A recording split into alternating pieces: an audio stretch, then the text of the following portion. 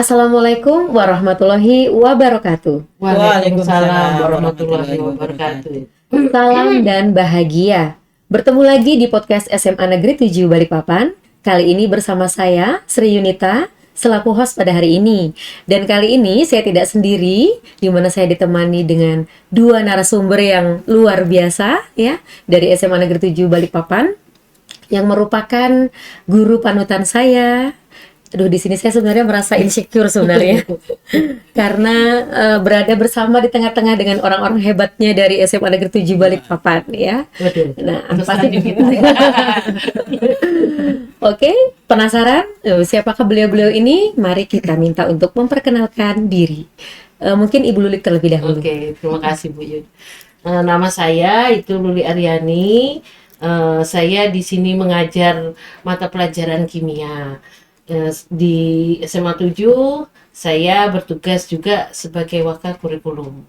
Silahkan Bu Tri. Nah, kalau Bu Tri Wahyuni ini sebelum perkenalan diri dia tim saya, jadi tim kurikulum. Oke, kayaknya sudah sebagian sudah diperkenalkan deh. Oke, baik. Saya Tri Wahyuni, saya mengajar ekonomi dari 2005, mengajar di SMA Negeri 7 Balikpapan. Begitu. Oke. Ya. Sudah ada Ibu Lulik dan Ibu Tri Wahyuni di sini selaku tim kurikulum ya. Nah, berkaitan dengan kurikulum, kita tahu di mana kurikulum itu selalu mengalami perubahan di dunia pendidikan ya. Sebagai contoh misalnya kurikulum KTSP menjadi kurikulum 2013 dan sekarang dikenal sebagai kurikulum Merdeka. Nah, ini topiknya sangat menarik sekali untuk kami bahas ini pada hari ini ya. Mengapa kurikulum perlu perubahan?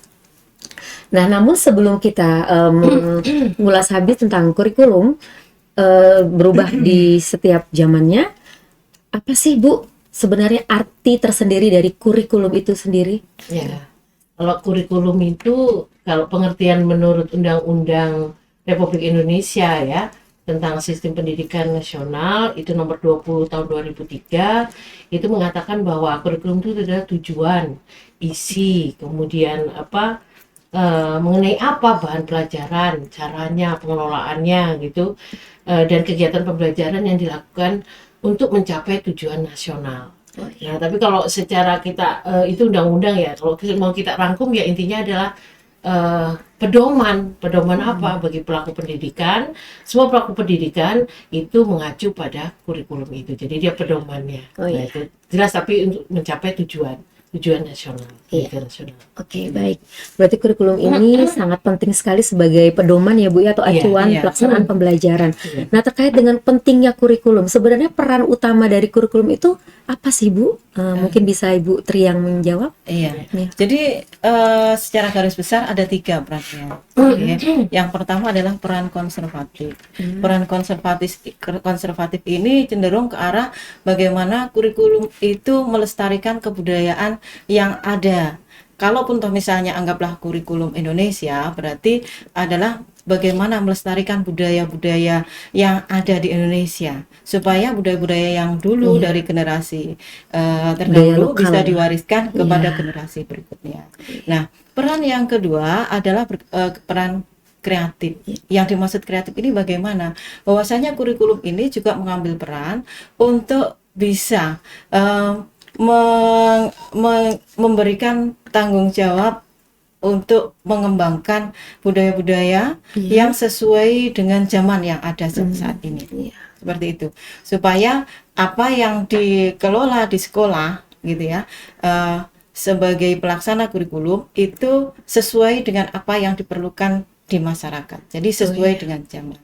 Kemudian yang ketiga adalah peran kritis dan evaluatif. Nah, di peran kritis dan evaluatif inilah menggabungkan antara yang konservatif sama yang kreatif tadi. Artinya bahwasanya di sini menyeleksi. Ada yang menyeleksi budaya-budaya mana yang dari budaya dulu, maksudnya yang dari budaya pendahulu kita itu yang sesuai, yang bagus bisa dikembangkan, tetap kita akan harus kembangkan, dan kita juga menyaring budaya-budaya yang saat ini yang sesuai atau tidak bertentangan dengan budaya kita itu kira-kira apa itu yang harus kita kembangkan. Itu salah satu hal yang harus diperhatikan di dalam kurikulum. Begitu. Bu Lulik ingin menambahkan? Oh, tidak, itu sudah sudah benar tadi pengertian Peran. peran dari kurikulum oleh Iya. Bu Triwayuni itu sudah benar. Jadi secara garis besar 3 itu tadi. Oh iya. Baik, berarti peran kurikulum di sini ini kita tidak luput dari lingkungan sekitar ya Bu ya. Iya, Kemudian betul. kita harus menyaring adanya budaya konvensional Iya. dengan budaya modern yang mana yang Iya, masih bisa diimplementasikan untuk anak-anak didik kita. Seperti itu mungkin Bu ya. Iya. Iya. Baik, nah sekarang saya mau tanya Ibu, tadi peran Iya. kurikulum. Nah, Iya. fungsi kurikulum itu sendiri apa ya Bu ya? Nah, kalau fungsi kurikulum dilihat dari yang menggunakannya. Jadi misalnya fungsi kurikulum untuk guru. Nah, kalau guru ini sebagai apa sih kurikulum? Ya sebagai pedoman dalam penyelenggaraan belajar mengajar di kelasnya. Nah, itu jadi pedomannya apa? Dari penilaian, dari proses itu dia mengacu pada kurikulum. Dan kalau untuk kepala sekolah ini apa? Ya panduan dia juga. Untuk apa? Perencanaan dan menyusun program sekolah. Jelas tidak lepas dari 8 standar, tapi juga tidak lepas juga dari kurikulum pedomannya.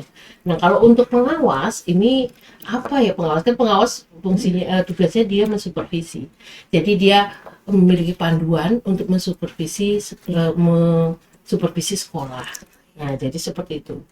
Baik, berarti fungsi kurikulum dalam pendidikan ini sebagai pedoman, sebagai rencana pembelajaran, Iya. mungkin menyiapkan materi, konten ya Bu ya, Iya, iya. kemudian proses belajar dengan metode yang baik, Iya. kemudian terakhir sampai ke tahap evaluasi ya Bu ya. Iya. Baik, nah di dalam kurikulum juga ada sesuatu yang sangat penting ya Bu ya, yaitu kenapa Bu? Apa alasannya Iya. kurikulum itu mengalami perubahan? Nah, ini kaitannya juga dengan peran tadi gitu ya. Oh iya, masih Jadi ada. yang pertama yang jelas adalah relevansinya dengan kebutuhan zaman. Oh, Artinya bahwasanya ketika kurikulum itu dikembangkan, dia harus sesuai dengan zamannya anak-anak ini Oh gitu iya, ya. benar. Kita generasi lama ya, jangan sampai Tidak nanti- sama ya, Nah, Bu. iya. Iya. Kita juga sudah dipesani bahwasanya bagaimana cara mendidik anak kita supaya sesuai dengan generasinya, jangan Iya, generasi kita. Seperti itu. Nah, yang kedua, yang jelas untuk pengembangan keterampilan abad 21. Ini penting sekali karena memang anak-anak juga berada di abad ini gitu Iya, ya. benar. Yang mana di keterampilan abad 21 ini akan memberikan modal intelektual dan modal sosial kepada anak-anak. Kenapa? Karena di sana anak-anak dilatih untuk kritis dalam menyelesaikan masalah, kreatif, kemudian bagaimana dia bisa mengkomunikasikan, termasuk juga bisa berkolaborasi. Nah, yang berikutnya alasannya adalah merelevansi dengan materi pembelajaran, pelajaran. Kenapa ini juga penting? Nah, ini kaitannya juga dengan kemajuan zaman. Kemajuan Jangan zaman, sampai apa yang didapatkan anak-anak di sekolah tidak sesuai dengan yang diperlukan di lapangan. Benar. Iya. Jadi harus disesuaikan apa yang dibutuhkan di masyarakat, di lapangan, dan apa yang dipelajari di anak-anak. Itu. Oh, baik. Oke. Mungkin ada yang ditambahkan, Bu Luli, silakan. Oh ya, itu yang paling utama sebenarnya yang pertama tadi benar sudah mengikuti perkembangan zaman. Makanya kurikulum itu berubah karena memang zaman sudah berubah, disesuaikan dengan kebutuhan zaman itu. Mengapa? Karena tantangan anak-anak akan zaman itu setiap zaman berubah. Iya. Nah, sekarang ini abad 21. Maka banyak sekali tantangannya. Kita tahu bahwa sekarang sudah eranya ya, era digital segala macam, dan semua aktivitas baik itu dunia kerja juga, dunia pendidikan semuanya menggunakan perangkat komputer dan internet. Nah, jika siswa tidak mengerti itu maka ya, dan gurunya tidak mengembangkan itu, jadi susah. Nah, itu inti utamanya sebenarnya hanya itu sih. Yang paling utama dari faktor-faktor yang lain itu adalah satu, yaitu aja mengikuti perkembangan zaman, dan kita menyiapkan anak-anak. Makanya kita menerapkan kurikulum yang baru. Dari mana kurikulum harus selalu berubah karena mengikuti perkembangan zaman, kebutuhan zaman itu, agar anak-anak kita ini bisa menghadapi zamannya. Oh iya. Nah, itu aja sudah. Itu yang terpenting. Iya. Yang terpenting. Iya. Iya. Mungkin bisa nambah sedikit dulu ya. Iya, silakan, Bu. Jadi mungkin diperhatikan juga bahwasanya bagaimana pendekatan di dalam pembelajaran itu juga menjadi Iya, pertimbangan. benar sekali. Menjadi pertimbangan kenapa kurikulum itu berubah. Jangan sampai yang dulunya guru center ya. Iya. Nah, Ya, itu teacher center. tetap akan seperti itu, tapi Iya. pola itu harus dirubah. Ubah. Nah, jadi bagaimana anak bisa aktif Iya. dan kolaboratif, dan tentunya ini juga pendukung yang kedua tadi, kita Iya. keterampilan kedua satu tadi gitu ya. Iya, benar. Nah, itu perlu dikembangkan. Nah, yang berikutnya adalah berkaitan dengan bagaimana mengevaluasi ya. Iya. Proses evaluasi itu harus bersifat holistik, menyeluruh. Menyeluruh. Nah, dia harus bersifat menyeluruh dan juga harus berkesinambungan. Jadi jangan sampai ketika kita mengevaluasi ya hasil pendidikan gitu ya, kita hanya melihat dari satu sisi. Karena yang pasti kan ketika anak Iya. itu masuk ke jenjang pendidikan tertentu, dia sebenarnya memiliki kemampuan yang mungkin dia punya kemampuan A tapi tidak punya B, benar. atau mungkin sebaliknya dia punya B tapi tidak A, atau mungkin C, D, D dan lain sebagainya.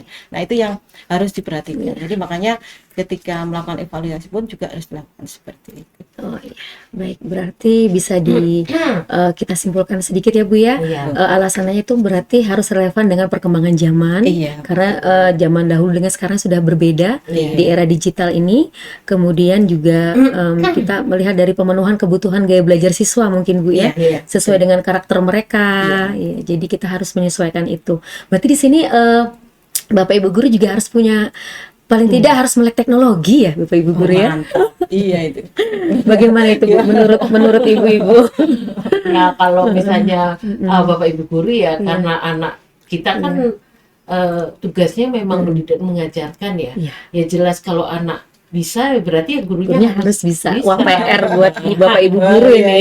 PR Kayaknya besar. ini salah satu tantangan. Iya, ini Salah tantangan satu- ya Bu iya, ya. benar. Nanti masuk tantangan ini. Iya, Iya, ini benar. kayaknya salah satu Iya. tantangan. Ya. Ya, semoga kita semua dapat ini Bu ya, melewati, memenuhi. harus Iya, harus Bisa, iya. dalam menyiapkan generasi cemerlang yang dapat berkompetisi di masa yang akan datang gitu Iya, ya. benar. Baik, tadi sudah alasan-alasan penting perubahan kurikulum sudah kita bahas. Nah, Iya. sekarang sudah dijalani ya, ibu-ibu ya. Apalagi kurikulum merdeka ini sudah ya di OTW ya. On the way. On the way. Ya, salah ya, masih dalam perjalanan. Perjalanan ya Bu ya. Oh, Nah, sudah. ini menarik sekali nih Bu ya. Nah, tantangan apa sih Bu yang tadi kan sudah dijalani ya, yang ditemui pada saat menjalani proses perubahan kurikulum ini? Nah, mungkin bisa dijabarkan ya. Iya. Oke, saya dulu.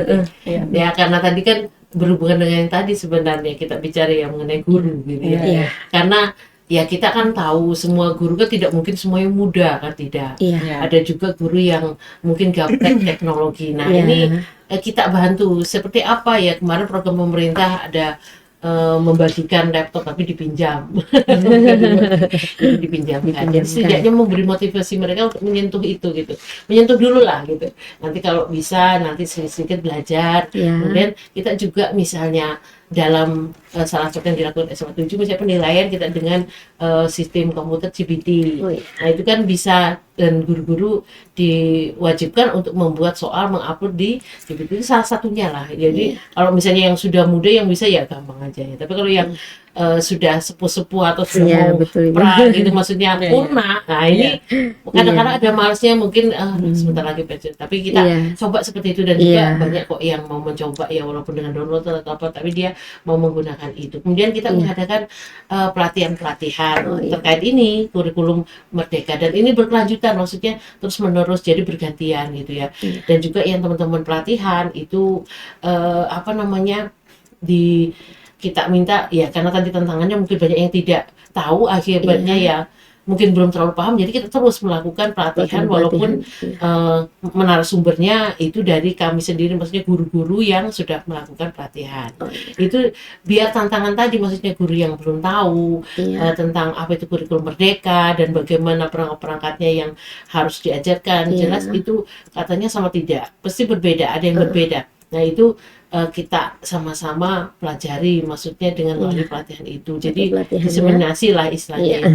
Nah, seperti itu. Jadi tantangannya itu di guru. Dari jadi, guru ya. Guru itu terus, sekarang pun masih terus. Jadi kita istilahnya kita beri semangat lah. Iya, Jadi ada strategi gitu ya. Bu, ya. strategi. Jadi nanti ada pelatihan yang berkelanjutan, karena nanti meningkat terus. Jadi nanti pelatihan ini kami mau mengadakan lagi pelatihan pada saat tanggal 20 9.30 nah itu siang hari itu nanti pelatihan dan juga teman-teman mengumpulkan ya walaupun satu perangkat tidak masalah tapi mereka membuat gitu. Iya. Yang kelas malah 2 tingkatan dari kelas 10 dan kelas Iya, sekarang ya, siap-siap ya. persiapan. Termasuk saya juga harus siap-siap ini Bu Lulik ya. Nah, terus tantangan lagi itu Iya. apa? Tantangan itu lagi mengenai tadi kan harus memakai IT ya. Iya. Nah, itu kita banyak kekurangan maksudnya tenaga IT di sekolah Oh, gitu.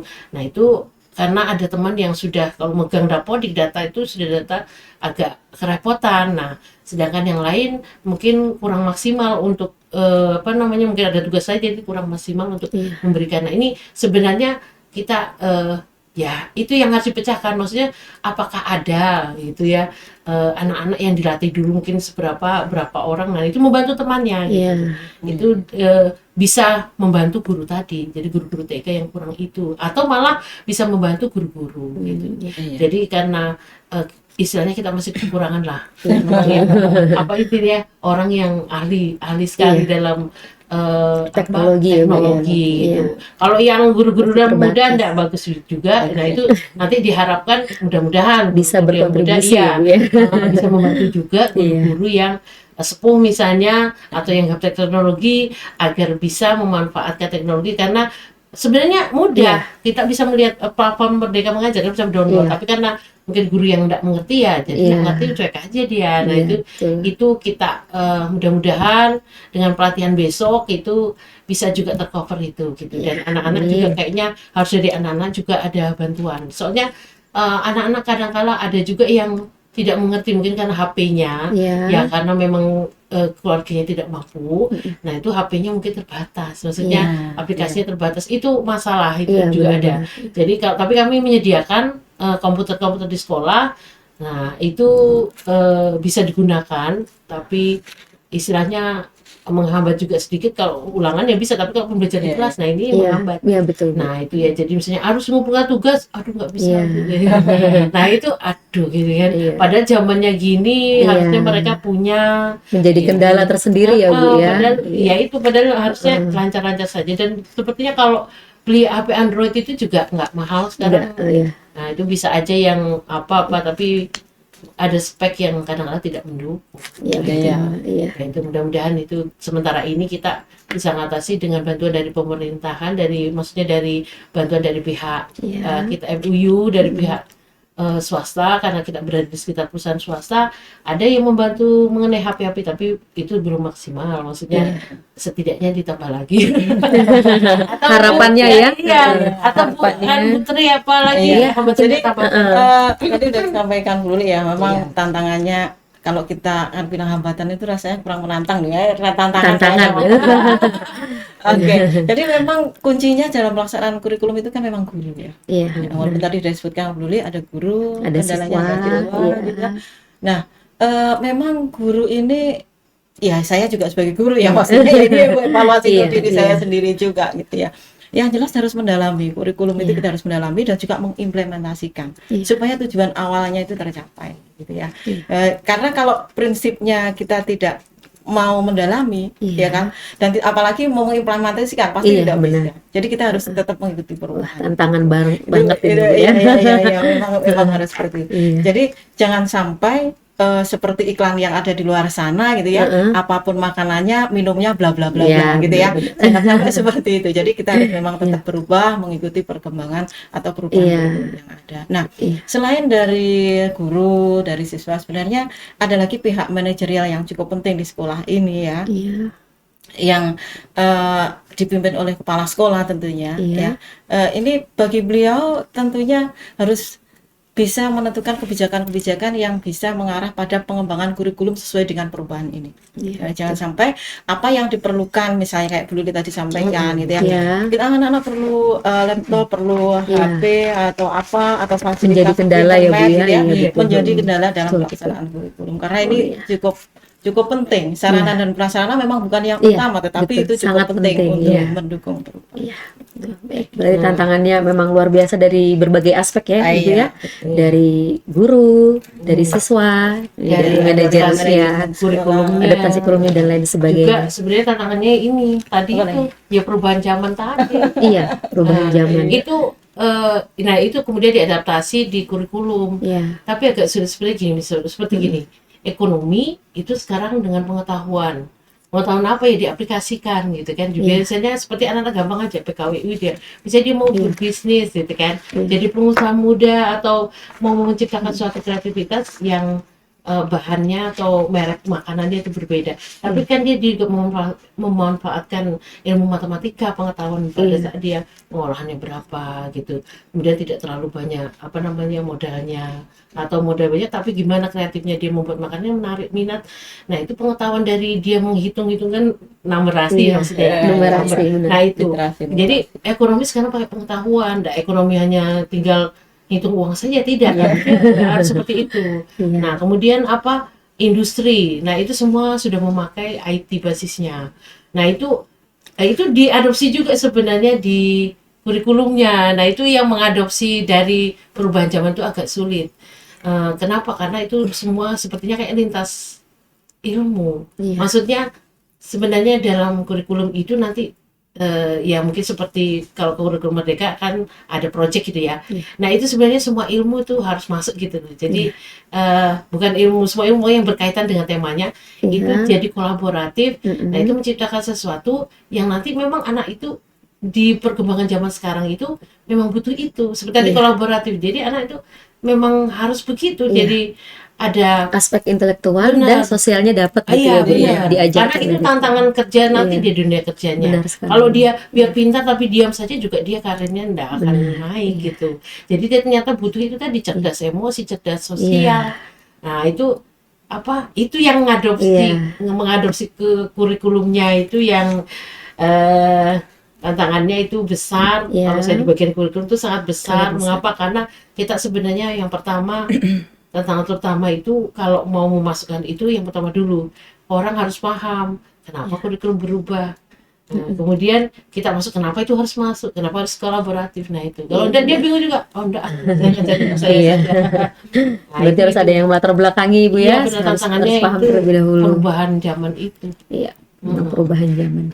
Baik, jadi tantangan-tantangan tuh banyak sekali ya, dan semoga ini bisa dipahami ya, tidak hanya dari warga sekolah, tentunya untuk masyarakat setempat ya. Iya, Itu sangat betul. penting sekali menurut saya, wali-wali murid, nah, yang mungkin juga ikut beradaptasi dengan perubahan lingkungan, perubahan kurikulum yang sedang berjalan. Iya, Itu sangat betul, penting betul, sekali betul. menurut saya. Iya. Iya. Baik, ibu-ibu sekalian, mungkin ada yang mau ditambahkan lagi, Bu, mengenai tantangan lagi atau bagaimana? Ya tadi yang terakhir kayaknya sudah Sudah cukup ya? sama Oke. moderator ya. Oke. Baik, baiklah, kita simpulkan untuk wawancara pada hari ini, yakni mengapa kurikulum perlu berubah. Nah, yang pertama tadi karena menyesuaikan dengan perkembangan zaman, di mana kita tahu sekarang zaman ini tidak sama dengan yang kemarin, dan juga bagaimana cara kita untuk mengajarkan sesuatu yang menarik juga di kelas ya Ibu ya. Iya. Karena kalau kita monoton sebagai guru juga anak-anak akan gampang bosan, Iya. jenuh. Jadi harus ada sistem pembelajaran yang inovatif gitu juga masuk ya Bu ya. Nah itu masuk ke dalam perubahan zaman mungkin seperti Iya, itu. iya. Nah kemudian yang kedua tadi memenuhi kebutuhan belajar siswa ya Bu ya, sesuai dengan karakter mereka masing-masing ya. Jadi kita harus melihat seperti yang disampaikan Ibu Triwahyuni tadi, ada budaya konvensional yang bisa masuk, budaya kontemporer yang mana yang masih bisa diimplementasikan, dan pastinya PR buat guru-guru semuanya ya di sini. Kita juga harus melek teknologi, harus paham dulu seperti kata Bu Triwahyuni dan Ibu Lulik, kemudian mampu mengimplementasikan sehingga siswa kita juga memiliki seperti bekal begitu ya Bu ya, potensi dan juga dapat berkompetisi nantinya di masa sekarang dan juga yang masa akan datang. Ya, jadi cita-cita anak-anak itu sekarang nggak cuman sekedar ini Bu ya, pengen jadi guru, betul. dokter, Betul. tidak hanya itu Tidak ya. hanya itu. Jadi Ada yang apapun pengen sekarang jadi mereka karyawan YouTuber, kemudian kemudian selegram ya, selegram itu, kemudian ada juga yang mengembangkan aplikasi game ya Bu ya, Iya, game-game online. online. Nah, yang menjadi seorang konten kreator dan lain Iya, sebagainya. iya. Dan itu memang sekarang menjanjikan ya Ibu-ibu ya. Iya. Nah, itu yang diharapkan kita mampu memfasilitasi mereka sesuai dengan perkembangan zaman ya, seperti itu. Baik, mungkin sampai di sini percakapan kita hari ini sudah sampai di penghujung waktu. Terima kasih saya ucapkan kepada Ibu Lulik dan Ya. Ibu Tri Wahyuni yang telah menjadi narasumber pada hari ini. Ya, semoga dengan apa yang kita perbincangkan pada hari ini sesuai dengan harapan dari Bapak Pendidikan Nasional kita, yaitu Bapak Ki Hajar Dewantara, yang mana menyatakan bahwasannya pendidikan menuntun segala kekuatan kodrat yang ada pada anak-anak agar mereka dapat mencapai keselamatan dan kebahagiaan yang setinggi-tingginya, baik sebagai manusia maupun sebagai masyarakat. Ya. Saya tutup dengan pantun boleh ya, Ibu-ibu ya? Jalan-jalan ke Kota Raja. Sambil bergurau bersukaria. Cakep. Mari membangun pelajar Pancasila. Cakep. Semangat belajar, Jaya SMA 7 yang berakhlak mulia. Sebenarnya semua titik di surganya. Oke, sekarang SMA 7 kita sama-sama ya, Bu. Oke. Semaju, religius, cerdas, berprestasi. Baik, kami mohon undur diri. Akhir kata wabillahi taufiq wal hidayah. Wassalamualaikum warahmatullahi wabarakatuh. Waalaikumsalam warahmatullahi wabarakatuh.